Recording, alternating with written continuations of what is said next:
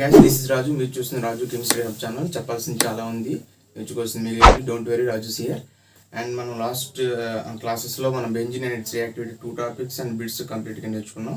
And then coming to the third topic, benzene and its రియాక్టివ్లో bit వచ్చే topic వచ్చేసి మనం ఈ 2 టాపిక్స్ నేర్చుకున్నాం సార్. నెక్స్ట్ ఈ టాపిక్ ఉండిపోయింది మనకి. ఏంటి అంటే ఓరియంటేషన్ ఆఫ్ బెంజీన్. లాస్ట్ క్లాస్లో మనం బెంజీన్ రియాక్షన్స్, ఎటువంటి బెంజీన్ అనేది ఎటువంటి రియాక్షన్ పార్టిసిపేట్ చేస్తుంది, అందులో ఉన్న బిట్స్ ఎలా వస్తాయి నేర్చుకున్నాం. ఇప్పుడు ఓరియంటేషన్ ఆఫ్ బెంజీన్. ఏంటి ఓరియంటేషన్ అంటే మనం థియరీ పర్పస్లో కూడా నేర్చుకున్నప్పుడు చాలా డెప్త్గా నేర్చుకుంటాం. ఓరియంటేషన్ అనేది ఎలా జరుగుతుంది, ఏంటి ఓరియంటేషన్ అంటే లాస్ట్ టైం ఏం చెప్పుకున్నామంటే బెంజీన్ అనేది ఎటువంటి రియాక్షన్లో పార్టిసిపేట్ చేస్తుంది అనుకుంటే ఎలక్ట్రోఫిల్ సబ్స్టిట్యూషన్ రియాక్షన్లో పార్టిసిపేట్ చేస్తుంది. సో ముందు మనం ఫస్ట్ స్టెప్లో ఎలక్ట్రోఫైల్ జనరేట్ చేసుకుని తర్వాత సెకండ్ స్టెప్లో ఎలక్ట్రోఫైల్ అటాక్ చేసుకుని సంథింగ్ మెకానిజం కూడా రాసుకుని ఒక్కొక్క బిట్ ఎలా వస్తుందని చూసుకున్నాం. ఇప్పుడు what about the substituted benzene.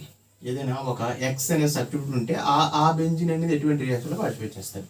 A benzene ring అయినా ఎలక్ట్రోఫైల్ సబ్స్టిట్యూషన్లోనే జరుగుతుంది.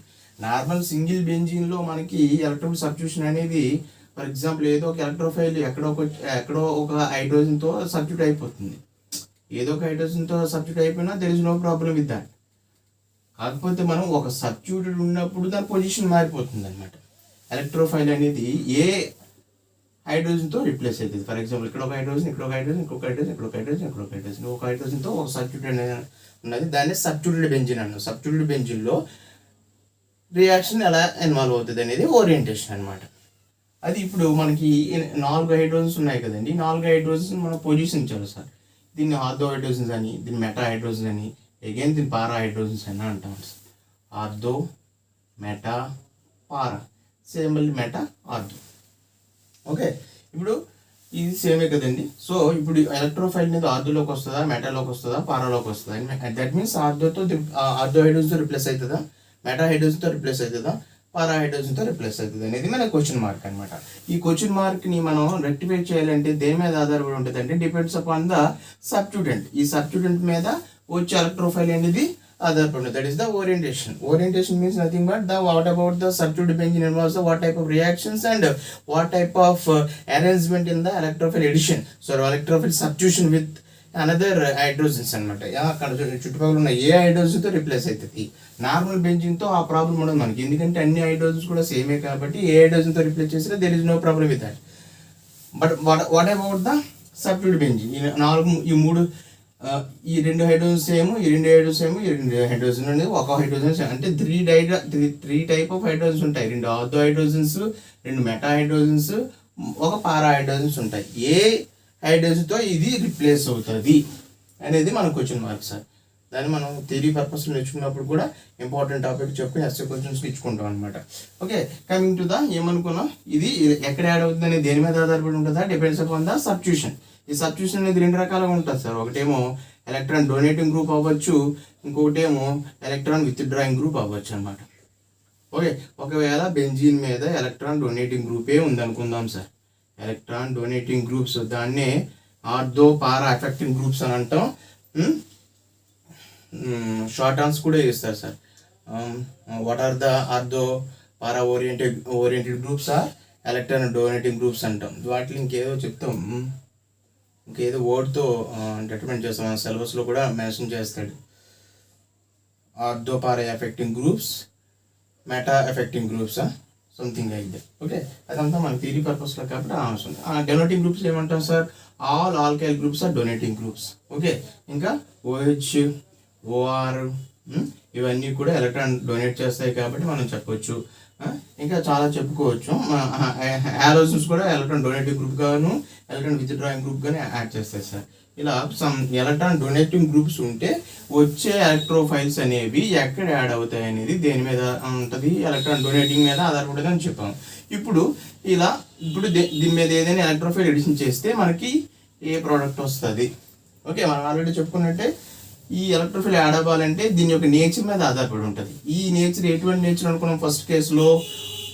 For example the substitution is the electron donating group, then the electrophile comes into the ortho and para positions. That's why ఇక్కడ 2 products వస్తాయి. ఏంటి? Ortho product ఒకటి, పారా product అంటే ఇలా వస్తాయి sir. Direct రాసి నీకు మెకానిజం చెప్తాను అనమాట. This is the X, that is the electron donating group. Okay, plus para product. ఇలా 2 ప్రోడక్ట్లు వస్తాయంట. ఎందుకు అనేది మన మెకానిజంలో ఈజీగా చెప్పవచ్చు. ఇక్కడ ఏమన్నాం సార్, ఇది ఎలక్ట్రాన్ డొనేటింగ్ గ్రూప్, ఎలక్ట్రాన్ ఇచ్చే సమూహం ఉంది కాబట్టి ఎలక్ట్రాన్స్ని ఇటువైపు ఇలా ఇస్తుంది సార్. ఇటువైపు ఇలా ఇచ్చినప్పుడు ఇదేమవుతుంది సార్, ఇలా వస్తుంది అనమాట. ఓకే, ఎలక్ట్రాన్ ఇస్తుందంటే ఎలక్ట్రాన్స్ అనేవి ఇటు ట్రాన్స్ఫర్ అవుతుంది, కానీ ఇటు ట్రాన్స్ఫర్ అవుతుంది కదా. సో ఇక్కడ ఇచ్చేది ఎలక్ట్రాన్ డొనేటింగ్ గ్రూప్ అయింది కాబట్టి ఏమవుతుంది, ఎలక్ట్రాన్స్ అనేవి ఇలా తిరుగుతూ ఉంటాయి. లైక్ ఇటువంటి ఇక్కడ ఇచ్చే ఏమవుతుంది, ఇటు పక్కే మళ్ళీ మైగ్రేట్ చేస్తే ఏమవుతుంది సార్, ఇక్కడ ఎలక్ట్రాన్ డెన్సిటీ అనేది ఇంక్రీజ్ అయిపోయి మాలిక్యూల్ అనేది అన్స్టేబుల్ అయిపోతుంది అనమాట. ఓకే, ఇది ఏమవుతుంది,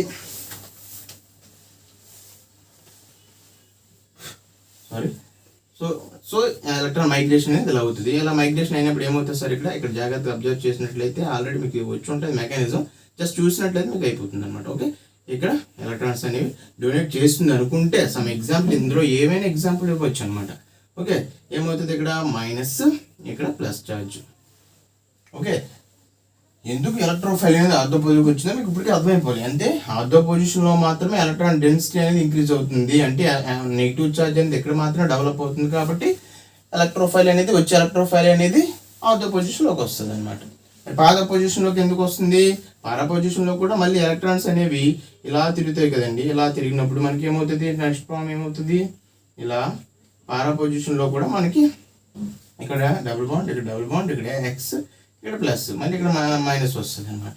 అంటే ఆర్థోలోను పారా పొజిషన్లోను మనకి ఏమవుతుందంటే న్యూక్లియోఫైల్ జనరేట్ అవుతుంది, అంటే మైనస్ డెవలప్ అవుతుంది. కాబట్టి బెంజిన్ మొత్తం నెగిటివ్ ఛార్జ్ ఉంటుంది, అది ఎక్కడెక్కడ ఉంటుంది అనేది ఇక్కడ సబ్స్టిట్యూట్ అనేది డిసైడ్ చేస్తుంది. సబ్స్టిట్యూట్ అనేది ఎలక్ట్రాన్ డొనేటింగ్ గ్రూప్ కాబట్టి ఆర్థో పొజిషన్లోను పారా పొజిషన్లో మాత్రమే మనకి నెగిటివ్ ఛార్జ్ వస్తుంది, కాబట్టి వచ్చే పాజిటివ్ ఛార్జ్ అనేది అక్కడికే వస్తుంది. కాబట్టి ఆ 2 ప్రోడక్ట్స్ చెప్పుకున్నాం, సింపుల్ అంతే. ఇంకా ఎక్కువ ఆలోచించక్కర్లేదు, బిట్ అనేది అలాగే వస్తుంది. ఫర్ ఎగ్జాంపుల్ ఇప్పుడు ఏదో సమ్ ఫినాల్ ఉంది సార్. ఫినాల్ అంటే ఏంటి, benzene attached with OH group. OH group ఏంటి, డొనేటింగ్ గ్రూప్ కదా. ఇప్పుడు దీని మీద నైట్రేషన్ చేసాం అనుకోండి సార్. నైట్రేషన్ అంటే ఏంటి సార్, ఎలక్ట్రోఫిల్ ఏంటి, నైట్రేషన్లో NO2+. అప్పుడు ప్రోడక్ట్స్ ఏమొస్తాయి సార్, ఆర్థో నైట్రోఫినాల్, పారా నైట్రోఫినాల్ అనేది ప్రోడక్ట్ వస్తాయి. సింపుల్ బిట్ ఇదే అనమాట. అంతవరకు మనం నేర్చుకుని సరిపోతుంది. మెకానిజం అనేది మనకు అవగాహన కోసం అనమాట. Okay, OH ortho NO2, OH పారాలో NO2 group. Simple అనమాట. ఒకవేళ what about the with drawing group, same మళ్ళీ విత్ డ్రాయింగ్ గ్రూప్ ఉంటే ఏం జరుగుతుంది, విత్ డ్రాయింగ్ గ్రూప్ చాలా చెప్పుకోవచ్చు కదా సింపుల్గా. NO2 గ్రూప్ విత్ డ్రాయింగ్ గ్రూపే best withdrawing group. And CHO aldehyde, acid, ketone, ester, ఇవన్నీ కూడా విత్ డ్రాయింగ్ గ్రూప్స్. ఒకవేళ ఇట్లాంటి ఏవైనా విత్ డ్రాయింగ్ గ్రూప్స్ ఉంటే వచ్చే ఎలక్ట్రోఫైల్ అనేది ఎక్కడికి వస్తుంది అంటే, ఏ ప్రోడక్ట్ వస్తుంది అంటే meta product is the major product if in case substituent is the electron withdrawing group. Okay, ఇలా ఏదో విత్ డ్రాయింగ్ గ్రూప్ వేస్తే మెటా పొజిషన్లో వచ్చే ఎలక్ట్రోఫైల్ అనేది ఇక్కడ యాడ్ అవుతుంది సార్. ఎందుకు యాడ్ అవుతుంది, అక్కడ రీజన్ సేమ్, అక్కడ మాత్రమే మనకి మైనస్ ఛార్జ్ అనేది డెవలప్ అవుతుంది. ఫర్ ఎగ్జాంపుల్ ఇక్కడ చూసుకోండి, ఎలక్ట్రాన్ తన వైపు లాక్ ఉంటుంది కదా, అప్పుడు ఏమవుతుంది, ఇలా మైగ్రేట్ అవుతాయి. ఇలా మైగ్రేట్ అయితే ఏమవుతుంది సార్, ఇక్కడ ఎలక్ట్రాన్ ఏదో ఒక ఎలక్ట్రాన్ విత్ డ్రాయింగ్ గ్రూప్, ఇక్కడ మైనస్ ఛార్జ్, ఇక్కడ ప్లస్ ఛార్జ్. ఓకే, మళ్ళీ ఇక్కడ అయిపోకూడదు, ఇక్కడ యాడ్ చేసి ఇవ్వకూడదు అనమాట. ఇది పొజిషన్ కదా, ఇప్సో పొజిషన్ అంటాం అనమాట. ఓకే, ఇక్కడ ప్లస్ ఛార్జ్ వచ్చింది. ఇప్పుడు ఏమైతే సార్, ఇక్కడ డబుల్ బాండ్, ఇక్కడ డబుల్ బాండ్. మళ్ళీ ఏమవుతుంది సార్, ఇక్కడ ప్లస్ ఉంది కాబట్టి మైనస్ రావాలి. మైనస్ వస్తే మైనస్ రావాలంటే ఎలా మైగ్రేట్ చేయాలి. అప్పుడు ఏమవుతుంది, ఇక్కడ డబుల్ బాండ్ ఫామ్ అయ్యి మనకి ఎక్కడ ప్లస్ వస్తుంది చూడండి, ప్లస్ పారా పొజిషన్లో and double bond and electron withdrawing group. జనరల్గా డబుల్ బాండ్ వచ్చేస్తుంది ఇక్కడ, ఎందుకంటే ఎలక్ట్రాన్స్ అనేవి ఇటువైపు బ్లాక్ వెళ్ళిపోతుంది కదా, ఇక్కడ డబుల్ బాండ్ వస్తుంది, అది అవసరం లేదు మనకి ఇలా. ఓకే, అప్పుడు ఏమైంది, ఆర్థో పొజిషన్లో పారా పొజిషన్లో ఎలక్ట్రోఫైల్ రావడానికి ఛాన్స్ లేదు, ఎందుకంటే ఇక్కడ డెవలప్ అయ్యేది ఏంటి, పాజిటివ్ ఛార్జ్ డెవలప్ అయిందంటే దాని అర్థం ఏంటి సార్, అంటే పాజిటివ్ ఛార్జ్ మళ్ళీ ఎలక్ట్రోఫైల్ అనేది పాజిటివ్ ఛార్జ్ కదా. సో ఆర్థో పొజిషన్లోను పారా పొజిషన్లో ఛాన్స్ లేదు. సో ఇక్కడ చూసారా, ఇక్కడ మైనస్ వచ్చింది చూసారా, this is our electrophile centre అనమాట. ఎలక్ట్రోఫైల్ సెంటర్ ఎక్కడ ఉంటుందంటే పారా పొజిషన్లో ఉంటుంది. మళ్ళీ ఇక్కడ ఎలా మైగ్రేట్ చేసాం అనుకోండి, ఇక్కడ మైనస్ వస్తుంది, ఇక్కడ ప్లస్ వస్తుంది. అంటే ఓన్లీ మెటా పొజిషన్లో మాత్రమే మనకి ఎలక్ట్రాన్ విత్ డ్రాయింగ్ ఉన్నప్పుడు ఎలక్ట్రోఫైల్కి ఛాన్స్ ఇస్తుంది. ఆర్థో పొజిషన్లో పారా పొజిషన్లో ఎలక్ట్రాన్స్ అనేవి లేవు కాబట్టి, ఐ మీన్ నెగిటివ్ ఛార్జ్ లేదు కాబట్టి ప్లస్ అనేది రాదనమాట. సింపుల్ లాజిక్ అనమాట. ఫర్ ఎగ్జాంపుల్ ఏదో ఒకటి తీసుకున్నాం అనుకోండి, నైట్రో బెంజీన్ మీద మనం ఆల్కైలేషన్ చేసాం అనుకోండి sir, RCl plus in presence of nitro benzene అంటే ఏమవుతుంది, అప్పుడు నైట్రో గ్రూప్ అనేది విత్ డ్రాయింగ్ గ్రూప్ కాబట్టి మెటా పొజిషన్లో R ప్లస్ అనేది అటాక్ అవుతుంది అనమాట. R ప్లస్ అనేది ఇక్కడ ఎలక్ట్రోఫైల్ కదా. సో ఇలా, సో ఇది ఆర్ ఎఫెక్టింగ్ గ్రూప్. బిట్స్ ఎలా వస్తాయి, ఇలా డైరెక్ట్ రియాక్షన్ ఇచ్చేస్తాడు. ఇప్పుడు చెప్పామా, ఇక్కడ చెప్పామా, డైరెక్ట్ రియాక్షన్స్ ఇచ్చేస్తాడు. లేదు అంటే ఈ గ్రూప్స్ ఇస్తాడు sir. Which one is the ortho para directing group అని కిందన ఏవో 2 donating groups, 2 with drawing groups ఇవ్వచ్చు, లేదా ఆల్ ఆఫ్ ది అబవ్ ఇవ్వచ్చు. ఈ గ్రూప్స్ కూడా ఇంపార్టెంట్ అనమాట. అంటే సింపుల్గా డొనేటింగ్ గ్రూప్స్ అనేవి ortho para orientation, with drawing groups అనేది మెటా ఓరియంటేషన్లో ఉంటాయి అనమాట. ఓకే, మన బిట్స్ అనేవి ఇలా ఎక్స్పెక్ట్ చేయాలి. ఓకే, ఇక్కడ డైరెక్ట్ రియాక్షన్స్ ఇచ్చే ఛాన్స్ ఉంది. అంటే ఫెనాల్ అంటే ఈ OH అనేది డొనేటింగ్ గ్రూప్ కాబట్టి వచ్చే ఎలక్ట్రోఫైల్, అంటే ఇక్కడ రియేజెంట్ మీద ఏమి ఉండాలి, ఖచ్చితంగా ఎలక్ట్రోఫైల్ ఉండాలి అనమాట. ఎలక్ట్రోఫైల్ ఇచ్చే రియేజెంట్ ఉండాలి. అలా ఉన్నప్పుడు మాత్రమే మనకి ఎలక్ట్రోఫైల్ జనరేట్ అయ్యి తర్వాత OH వల్ల, OH అనేది డొనేటింగ్ గ్రూప్ అవ్వడం వల్ల ఆర్థోలోను పారా పొజిషన్లో నెగిటివ్ ఛార్జ్ ఉంటుంది కాబట్టి ఆర్థో పారా పొజిషన్లో వచ్చే ఇన్కమింగ్ ఎలక్ట్రోఫైల్ అనేది యాడ్ అవుతుందని చూసుకోవాలి. ఓకే, మ్యాక్సిమం మనకి ఇవన్నీ కూడా రియాక్షన్స్ మీద ఆధారపడి ఉంటాయి. ఇంకా ఇక్కడ బిట్ ఏంటంటే which one is the meta directing group అనేసి ఏవో అడుగుతాడు. Which one is the ortho para directing group అని అడగొచ్చు, ఛాన్స్ ఎక్కువగా ఉందన్నమాట. ఓకే సార్, మనం నెక్స్ట్ క్లాస్లో బెంజిన్ రియాక్షన్స్ అండ్ ఓరియంటేషన్ మీద బిట్స్ చేద్దాం. ఓకే, బెంజిన్ రియాక్షన్స్ మేము చేయలేదు కదా, 2 కలిపి చేద్దాం ఉద్దేశంతో చెప్పలేదు. So benzene reactions, orientation of benzene మీద మనం బిట్స్ చేద్దాం. Okay sir, that's all for today. This is Raju signing off. జై హింద్.